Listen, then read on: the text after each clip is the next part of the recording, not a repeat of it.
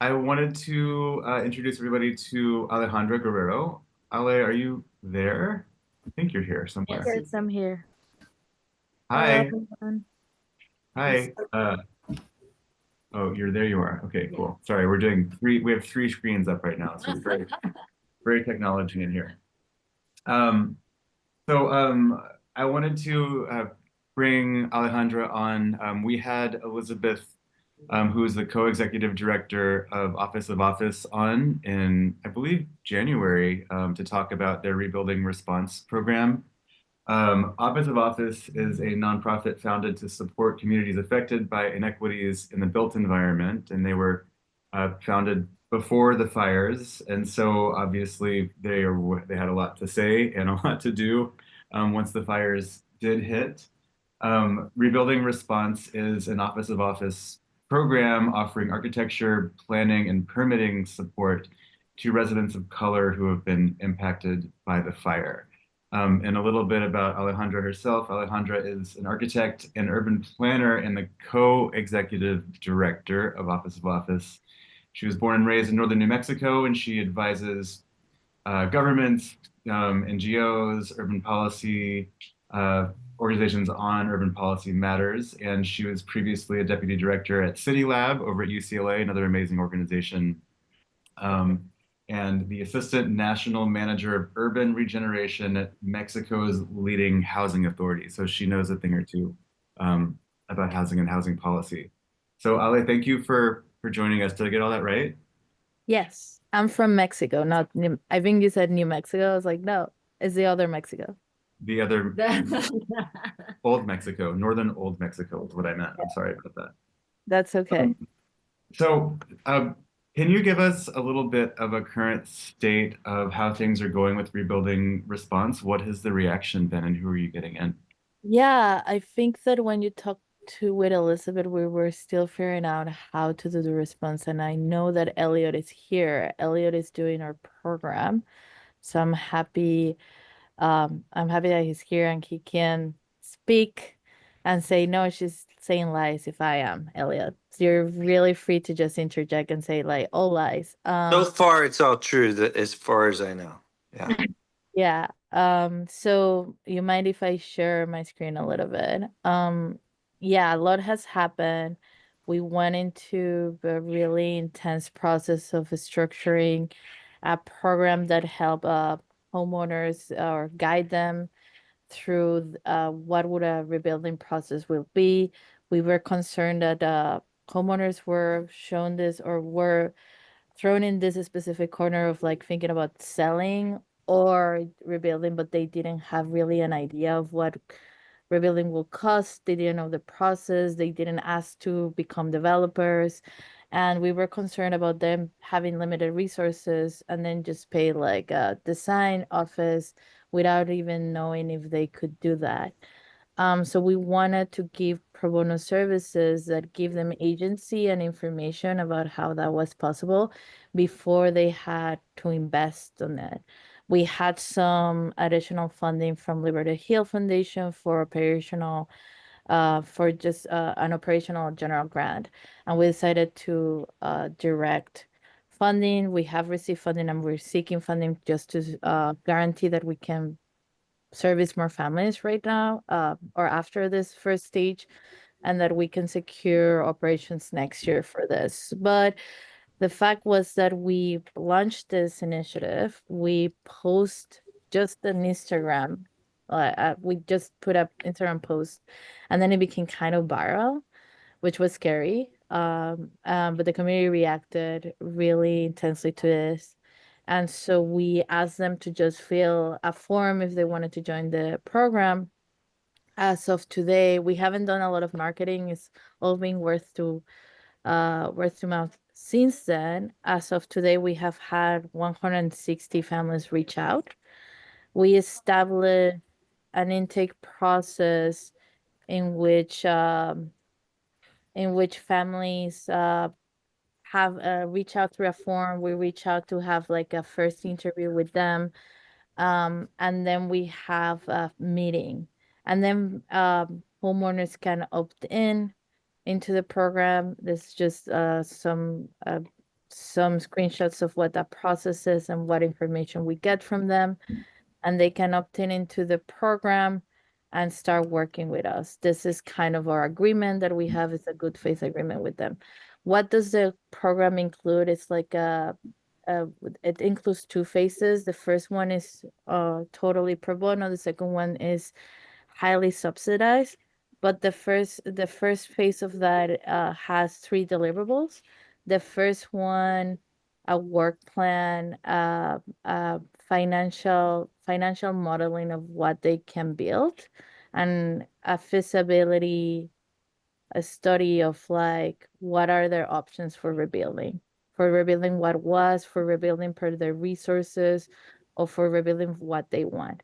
And uh, this is this is us trying to make really visible how they can come back to their communities and help them make those decisions. We wanted homeowners to have the agency and the power to make those decisions before they went into like a more intense or like resource intense process. After this first deliverable, we have a second one in which we start most the development process. We confirm their layout.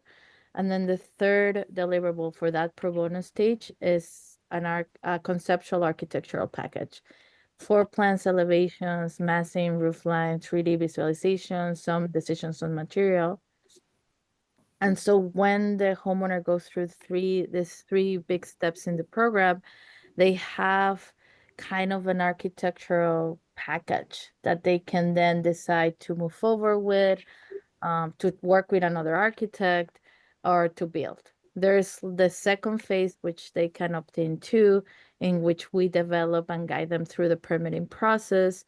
We help them get contractor bids, and we do construction oversight. Right now, we're working with around 31 families, um, including Elliott's. We are working mostly in Altadena. There's two families in the Palisades that have opted into the program. There's 29 in Altadena.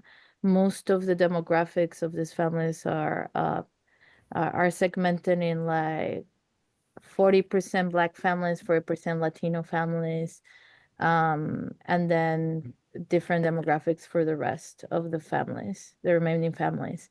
We did said when we started the program that we wanted to prioritize families of color because we had an understanding and a lot of information about how people of color have different opportunities or access to rebuilding or grants or rebuilding processes, and some of those families were left out. So we had that understanding from papers and from academic sources about that data. We wanted to prioritize families of color. That said, we don't really turn people. If they wanted to engage with the program, we're doing it. We have program partners. We're working with Genesis LA. If some families need additional financial modeling for policy or housing interventions like a lot split to fund their primary home, with working with Little Tokyo Services for more intense casework. We working with a lot of families of seniors, and some of them need additional assistance. So we're working with them for those families. We're working with SOMAS, which is a legal and land use organization. There are legal advisors, and we have other consultants for fire defense, for disaster management. Right now I'm doing a new collaboration with an arborist because some families have oak trees on properties, and we have an ongoing collaboration with the county, specifically with regional planning department and now with public works, so that they can review some of our work before it goes to permitting, so that we know we're building with their rebuilding parameters in mind.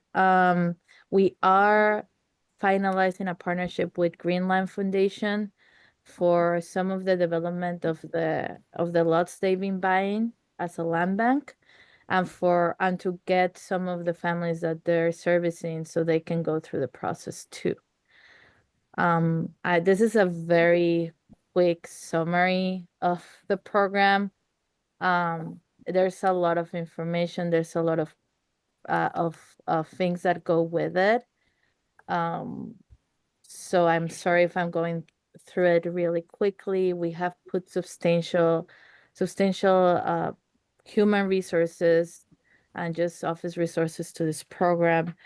And I know for the homeowners, their goal is to get that set of plans. In terms of our goal for the program is to give them information and basically build their capacity to make decisions, so they can have agency in the process. I don't know, Elliot, as a homeowner, I mean, I know we just start working with you, but as a homeowner, do you have anything to add? Let's see, am I on there? Yeah, I can't see myself, but I so far it's been a really we've been sort of dragging our feet as we navigate all the other crazy stuff in our feet on our end, but I think it's a really interesting program I'm glad to be part of, but we're sort of at the beginning, really, more or less. Yeah. Yeah, I'm trying to be brief because I know other people are speaking, but guys, I don't know, Trent, what's the agenda, but if you guys have any question, if you guys want me to go in more deep into some things. Yeah, thank you I so have much. a, So much. Yeah, go ahead. I'm sorry, I have a question. Thank you so much. And I'm sorry because your thing doesn't say your name. Would you please tell me one more time your name? I'm Alejandra Guerrero. Alejandra, I'm Lisbeth. Okay, so I'm bilingual, first gen, and I want to help. So I'm going to put my LinkedIn out there with my phone number and email, and I would love to connect with you guys to help. We're in the sustainability space, and I think I could help you immensely. Of course. Yeah, we have received a lot of emails by people that want to help. We have kind of also paused that because we needed to structure it internally beforehand. Mm-hmm. We're very happy to partner if there are ways that we can just get support. You know what? That's what we do. We work with organizations who are emerging like this. We're nonprofit. So let's take it offline, but we work where you're at with what you're doing. So I'll just put my info here for you, okay? Perfect. Thank you. Sure. Thank you. And I think so much we could talk about here. That was a ton of information in a very small amount of time. So appreciate you condensing everything.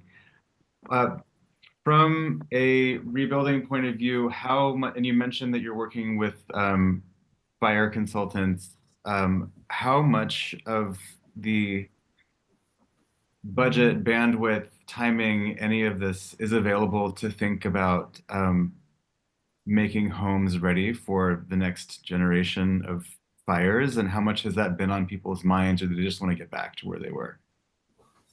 It varies. Some families have it as a priority, some families don't. We have been talking to this company that it's building with fire resistant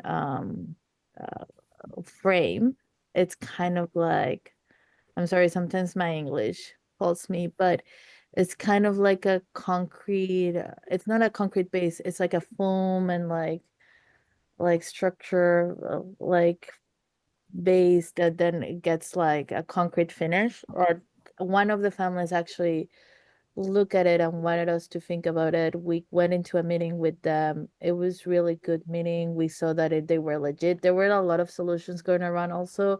We had a nickname for some people offering some things that we didn't know if they were good. We call them we working, like they were working on. We had a lot of meetings like that that kind of blew our minds. And we were like, this is so overwhelming. I can't even imagine for homeowners what this is. So we would start betting them. I know Habitat of Humanity, we have a conversation with them because they want to partner.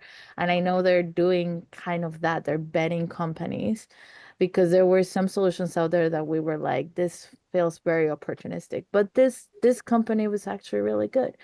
And we've been working with them because they're trying to match wood frame They're just like conventional wood framing so that more families can get access to it. And they're also trying to work with families in Altadena specifically.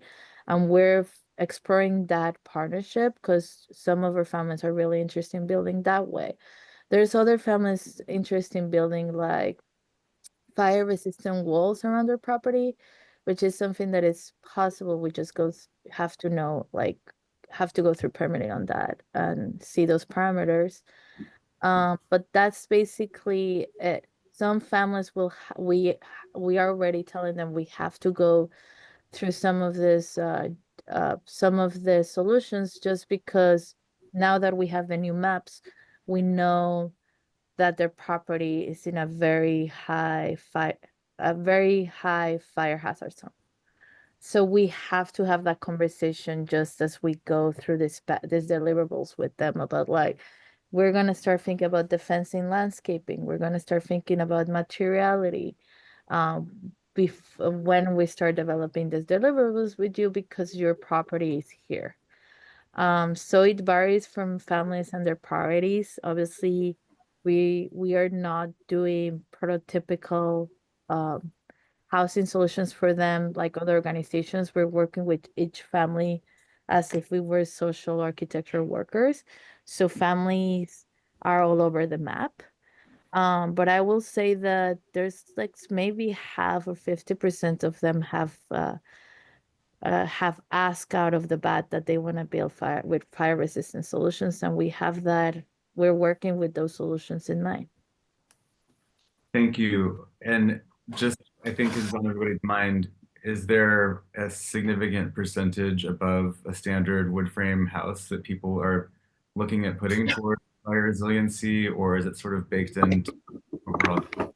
You don't need to, you know, raise a couple extra tens of thousands of dollars for in general. Well, that's not, I guess the question is not specifically that. I mean, if people when they, I mean, we told them it's gonna have an extra cost, and people that really want to build that way, they are okay with it. When we model the finances of them, first of all, everyone's in a deficit. Everyone is underinsured. Nobody is building with all the resources. More people than other. Some people have made different decisions because of that, because we show them that, and they're making decisions about building smaller. Some people have made decisions about getting a loan. So the conversation right now, we're very early in the process. We haven't developed the whole architectural package for any of the families. We're still, the most advanced of them are going through the layout confirmation. So as we progress, we get more into like the cost of things. So I couldn't tell you right now because we haven't got into the very specific budget exploration for any of them. We have these averages. So we are showing them estimates based on what we're hearing for other partners, contractors that we're working on other projects so that we know that the average that we have to estimate is 450 and a minimal per square feet to 600 per square feet. So this is the average that we're showing them, and we're making decisions right now on the layout, basically the nature of the project before we get really into materiality. Okay, super helpful. Thank you. Are there any other questions for Ale before we move on?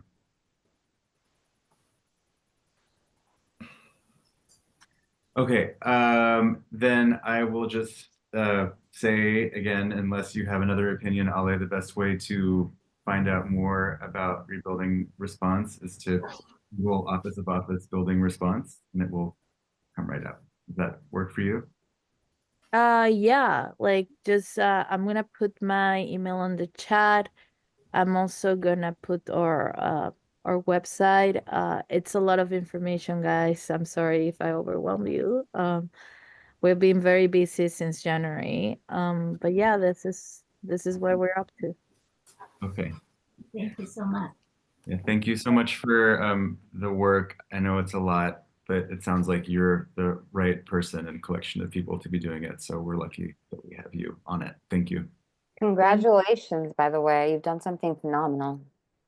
Thank you. Thank you.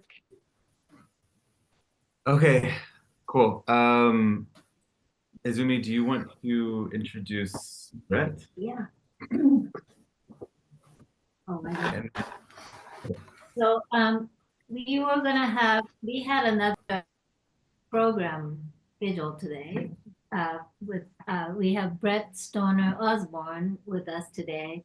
And you can tell us exactly, what you were, gonna present, but we were gonna cover some of the, decarbonization process with all the financial incentives out there, available for us.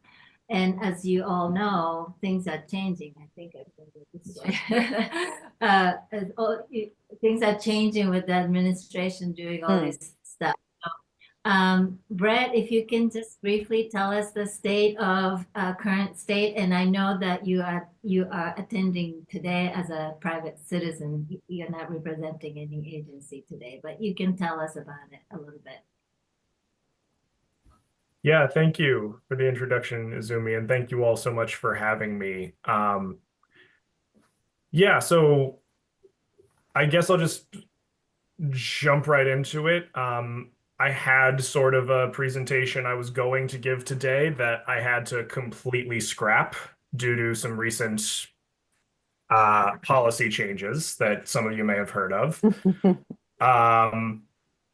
So I'll just start off with a little bit of background about myself. I'm from California, born and raised here in San Diego, and I have a degree in environmental science, have been working multiple positions over the past, my entire professional career so far in different sustainability-oriented roles. The most recent of which was being part of this thing called the Civic Spark program, which is a program through this organization called AmeriCorps. I'll get into exactly what that is and why that's extremely timely in just a second. But that program for the past 7 months now and counting has enabled me to serve with a nonprofit organization and support their work. That nonprofit is called the Building Decarbonization Coalition. I'll drop some links as I'm talking into the chat, including their website. But they're essentially a nonprofit that works nationwide to try and decarbonize and electrify the entire building stock of America and reduce our reliance on natural gas as a nation. I've been working on supporting their community engagement efforts in San Diego County. And that mainly involves letting people know that the BDC has a website and a brand and a campaign called The Switches On, which is specifically designed to help folks learn about electrification, access resources, including different financial aid options. They have a tool on the site where you can search by zip code for financial aid and rebate programs available in your area, and a separate lookup tool to find contractors and all kinds of resources. I've just put a link to that in the chat, and I highly encourage you to check it out. But that's kind of the end of what I feel prepared to say confidently about those organizations, as I can't represent them today in an official capacity. And the reason for that is because, as I mentioned, my role with the BDC was funded through AmeriCorps, which is a federal volunteer program that employs more than 35,000 people all across the country doing service work to shore up various types of projects. There's a wide range of those projects. They can range anywhere from disaster relief to building homes for the homeless to helping local agencies connect people in need with various resources. There's quite a lot of AmeriCorps people who have been helping build with some of the Los Angeles fires rebuilding. My specific program called Civic Spark is designed to basically help out a lot of public sector, but also a few nonprofit entities that are trying to do some kind of work towards improving climate resiliency in their communities. So my specific program is in kind of a weird spot, but I'll start by saying that every single one of those programs, all 35,000 AmeriCorps service members and employees, as of Tuesday last week, got an email saying, you can't go to your service site today. You're not allowed to go to work. If you do go to work, you won't be compensated for it. Also, your benefits expire at the end of the month, and today is April 29th. So as of 2 days from now, you have no insurance. The programs really enable a lot of people who don't have great means to get not just a whole lot of experience in a field that is very important, in a field a lot of people want to work in, not because it necessarily pays well, but because we're passionate about it. And most of us aren't able to just wait around for a few weeks while people try and scramble to figure out what to do about the fact that AmeriCorps apparently on paper no longer exists as of right now, because actions taken by the federal government, by the Trump administration, through the Department of Government Efficiency, also known as DOGE. That's sort of the entity that has done this. We're not the only organization that's been affected by that piece of the administration, but I just wanted to kind of share with you all what my personal experience has been. And I was trying to think of more ways to tailor it specifically to decarbonization. I could say like my work was relevant directly to decarbonization because that's the host site I was with. So our operations in San Diego County, at least on the ground level, are basically paused until they can figure out a way to get me back in some shape or form. I have a counterpart doing who was doing identical work to me up in the San Francisco Bay Area as well. So she has also been affected by this. Civic Spark, I did get an email today that I haven't had a chance to delve super deep into exactly the implications of it, but it sounds like they've been able to do some work behind the scenes and come up with some money to at least get most of us back to our host sites to at least finish the service term that we were contracted to complete. So I may be back at work next week. I may not be. I honestly don't know. It's still all very vague and chaotic at the moment. Brett, we're gonna thank you so much for your work and for coming to this call, and for, I think it's really important that we we expose individual stories like this, because for one, I hear DOGE actions every day, but I rarely talk to people who have been directly affected, and it's important to understand that there are people like you who have been laid off with zero clues to what's happening next. I do want to move on to our next guests right now. But Zumi, do you want to? No, Brett, just keep in touch with us and keep us informed. Yeah. What's happening. And by the way, we're really sorry. I'm so sorry. I'm sending you a lot of love. I know you don't know me, but just saying that. Yeah. It's all fine. And I really do and want to encourage you guys to check out the links in the chat. BDC and the switches on, they're like the leads of decarbonization, which is relevant to anything about a home being green in any meaningful sense. So I appreciate you all allowing me to come here and say my piece in the middle of this. Thank you, Brett. Appreciate it. Appreciate you. And please keep in touch. And good luck. I hope you can get back to your job site as soon as possible. I hope so too. So up next, we have Dastan Khalili, is the president of CalEarth. And Dastan, correct me if any of this is wrong. We do talk a lot about Super Adobe and CalEarth on this call. And thought since they got an LA Times cover, and there are a lot of people who want to know more about Super Adobe in a rebuilding context, then let's just try to go straight to the horse's mouth, as it were. So we're really lucky to have Dastan on the call today. Thank you for being here, Dastan. Thank you for having me, Trent, and everybody. It's my pleasure to be here. David, I'm going to put you on mute. Sorry. So just for those who aren't familiar, I actually went to a CalEarth workshop maybe about 8 years ago at this point, and have been following them ever since. CalEarth, the mission of CalEarth is to further the research, development, education of Super Adobe, which is a safe and accessible form of Earth architecture that provides environmentally and financially sustainable living spaces.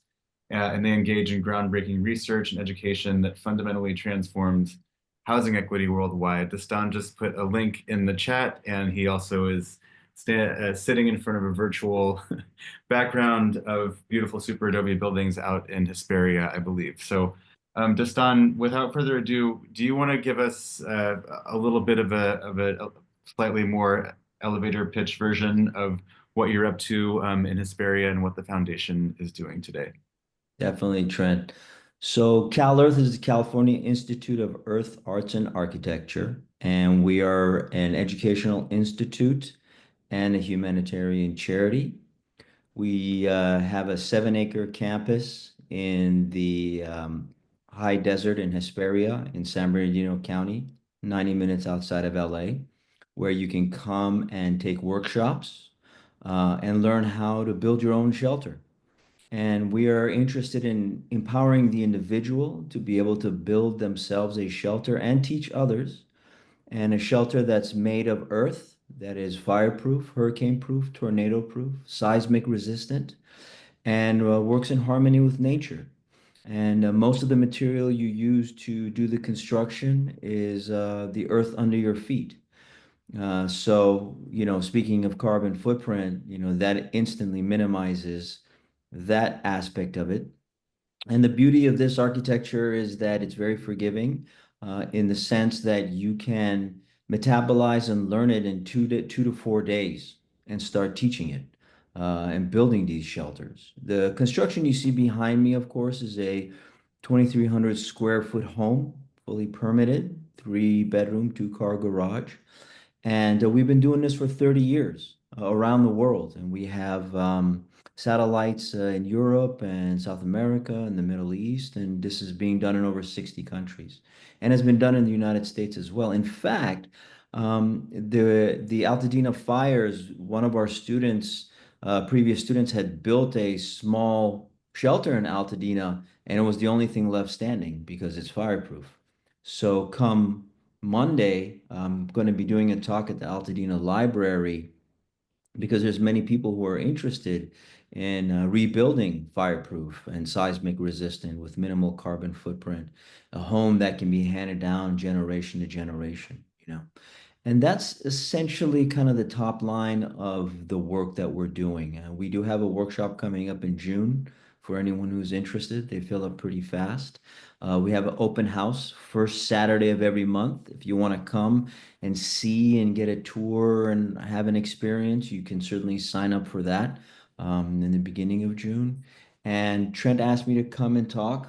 We've been talking about reconstructing and building after the fires and the great interest in that. And so I'm here to share that information and answer questions and support all of you in this process. I thank you. I'll throw you a few more softballs, and if any folks want to chime in with questions for Dastan, please either raise your hand or put them in the chat. So in terms of a rebuild response, ready or ready-ish, phasing towards ready to rebuild in places like Altadena and the Palisades, one of the things that I really admire and like about CalEarth is that it is here in Southern California.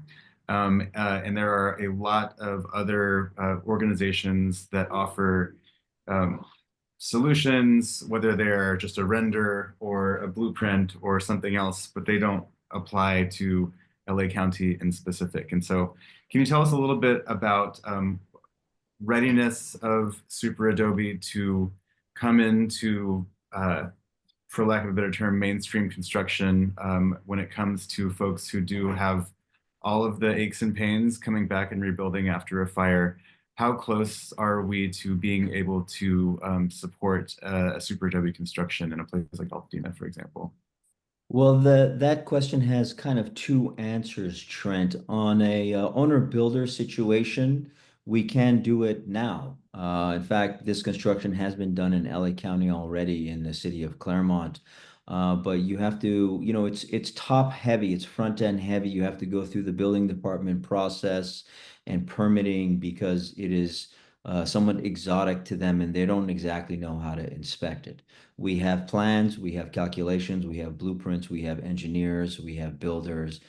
So, when you go, you would approach it just like any other type of construction, submitting to the building department, responding to comments with architects and engineers until you have the final approval and then doing construction. But the front end of that is a little heavier because they need to understand it a little better. For the long term, we are in the process of getting an appendix in the IRC, International Residential Code, for Super Adobe standalone by itself, so that this can be done nationwide and have the inspection process and all of the necessary calculations and materials for building department officials to feel comfortable giving the go ahead with it. Currently, it is ICC approved, but we are piggybacking on Adobe construction. And so in certain seismic zones, that is not allowed. But we know that it is a standalone, and anecdotally, it's gone through numerous earthquakes and been, completely unaffected. So we just need to, get that process completed, and we're aiming for the 28 code. But as far as Altadena goes, what I'll be telling people at 7 p.m. at the library is if we have a coalition of homeowners who want to do this instead of just one person. Because I already know there's a few, but if we come together as a coalition and all of us approach the building department together, this is going to have a lot higher yield impact and be taken much more seriously and really open the door for transformational, generational change in the residential construction space. And I really believe that out of this tragedy in Los Angeles, we can become the phoenix rising from the ashes and really be a beacon to the world on sustainable construction, both dealing with using natural materials, lowering carbon footprint, and at the same time addressing all of the climate occurrences that are happening and have construction that is resilient and generational. Thank you. And I think in terms of a Super Adobe structure, we have approximately 8 minutes left in this call. We're not going to figure it all out today. But there is a certain level of, of being out there, being on the campus in Hesperia. And if you haven't been there, like Dastan said, it's well worth the 90-minute drive from LA. It's it's another world out there. It's beautiful. And I think it's really inspiring to understand that, yes, like this sort of thing can live in Southern California. And it's in a lot of ways beautiful. And for those who don't think it's beautiful, it can be changed into other forms that are beautiful to a more average consumer, we'll say. So my question is there a spectrum of pure Super Adobe on one side? I think like the iconic CalEarth building is a dome. And you're sitting in front of one that's more towards a traditional family home. What do you say in terms of if we had to do something, let's call it today or tomorrow, without the benefit of doing a shaker table result? Are there ways that people have been able to, and have you been guiding people, whether it's for rebuilding or for other purposes, to integrate concepts of Super Adobe into a sort of, let's call it more traditional framework? Most definitely. I mean, what we do is we teach the what we know to be the purest and most effective version of it, which is the integration of the arch as the strongest form in nature, which is what gives it so much resilience to and effectiveness. However, many of our students come and they study and they learn and they've gone and built around the world what we call hybridization. Certainly, you can build your walls and put a pitch roof on it. You can, there's no limit really to the capacity. The beauty of the architecture, though, is that again, you're using mostly natural materials. So you can hybridize all day, and that just requires additional calculation, engineering, architecture, but most certainly it can be done. Great, thank you.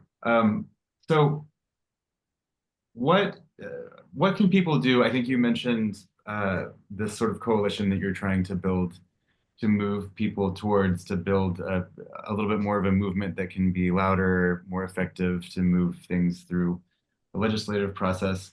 I guess a two-part question. What can people do to sort of help out with that and learn more about the effort? And then what do you see as being like a realistic timeline on that? We've had a lot of different opinions and perspectives come through this meeting in particular about what's it going to take to actually push policy. Is there something special about this moment? And when I say special, I mean special in all of the good and bad ways that this moment is special. There's something special about this moment from a policy and from a building point of view that you think will help speed things up, or is it going to be more of the same? So how can people get involved and what's the policy shift right now in this current moment look like, or is there one? Well, we have always been on a trajectory to get this as an appendix into the IRC. We have a map, we have engineers, we have calculations, we have all of our people. The fundraising aspect of it is slow and steady because we're a nonprofit foundation. So we're shooting to get our first version in the 2028 residential code. So policy change comes from going through the testing process, which is rigorous. Funding, of course, matters.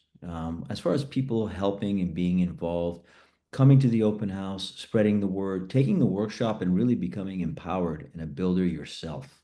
Because you can build 120 square feet or less in your backyard, which was what was in Altadena ADU unit. And when a fire comes, you put all your belongings and just leave, and Great and idea, any kind actually. of I'm sorry. That's I hadn't even thought of that. It's a wonderful idea, kind of Mhm. like a giant fireproof safe. Yeah, exactly. So you don't have to drive around your car with all of your, belongings. So any kind of involvement, come to the open house. If you know people who are interested, who want to, we're always doing the fundraising donation process to make this thing happen because we will make it happen, being on the vanguard. So really, those are the ways. And again, if there is people who do want to build homes like this, it can be done. Like I said, it's front end heavy, but in the end, we can definitely make it manifest. Are there any other questions from the audience? There's a request for a link to the library talk, Dastan. I don't know if you have. I don't have a link to the library, Tark. I know it's at 7 p.m. On Monday at the Altadena Library. Okay, So most certainly come. And then like I also encourage you to come to the open house where you'll really get a full tour and see this A to Z. We have all of our courses online as well, from the introductory course where you can, take it and learn how to build a small garden bed, all the way to how to build a dome. The courses are all online available. That information is there as well. okay, great. I have a question. How does that compare to the conventional building in terms of cost? So cost wise, it's you know material costs usually to do super adobe construction and stabilization is required by the building department, which is about 10% cement. It runs about $100 to $150 per square feet material cost. As far as labor goes, it depends on where you do it. Labor in Los Angeles is much more expensive than San Bernardino.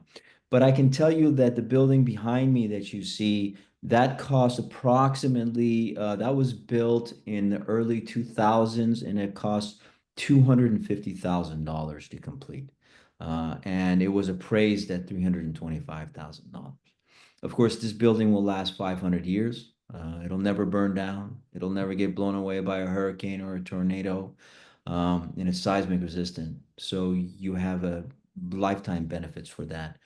But as far as the specific ratio, I don't know labor wise because the question is labor can go two ways. This can be done by hand or it can be mechanized. Like again, Earth One behind me, what we did was we would fill the aggregate material into cement trucks and put it pump into the bags and fill the bags and just do entire rows per day. And this made it happen very quickly. Right. So, there's a balance to that. But I would say it's a little less expensive than conventional construction. And the other thing is when you do conventional construction, you're using between 700 to 900 different kinds of materials that are being transported from around the world and have various levels of toxicity. Just the transportation of that alone has something like 25% carbon footprint. Now imagine if you dig in your backyard, your pool, 80% of your construction material is right there. The most abundant material in the world is earth. The impact of that if on a large scale can be quite profound. Okay. Thank you. Any I other have a, questions? I have a question. I have a couple questions about the Super Adobe. Can you build walls now with it? Can you build like? Do you have to get them permitted for like fencing? For perimeter walls? Yes, you Or is can. that Yes, you can. Generally, perimeter fencing is usually, I think, above 6 feet. So anything below yeah? that doesn't need it. But yes, you can because again, you're using the stabilized earth material. And if you do it similar to like a stabilized adobe wall with the ICC approval, you most certainly can. And there's a lot of examples of that at CalEarth. In fact, we have quite a few walls in front of our fences that are these beautiful undulating super adobe walls. Yeah, I am a homeowner who lost I lost my home in a fire, Hmm. and I've come out to CalEarth, and I hope to do so again for a longer workshop. Um, but I do want to at least start with building walls, you know.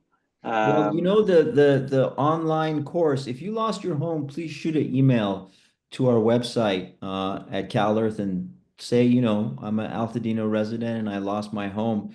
And we give all of our workshops for free, our online workshops for free to anyone who's affected by natural disasters. So okay, that would be our thank gift you. to you.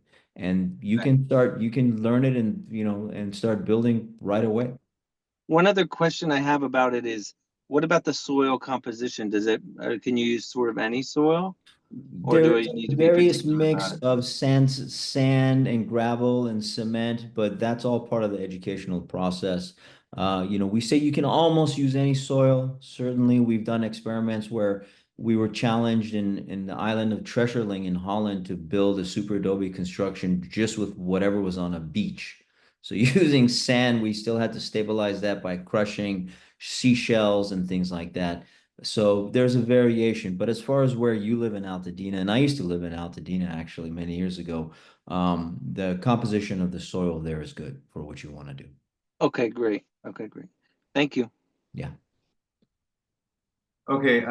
Yeah, Dastan, thank you so much. Thank you all for being here. Thanks for joining. As usual, we will see all of you next month. We will be having a meeting in June, and I just cannot recommend going out to CalEarth enough. It's so fun to build with your hands. There was a guy there teaching when I went, and I know we're over time, but just a little anecdote. There was a guy there who used to be a huge traditional stick build construction guy who had then transitioned to leading workshops at CalEarth.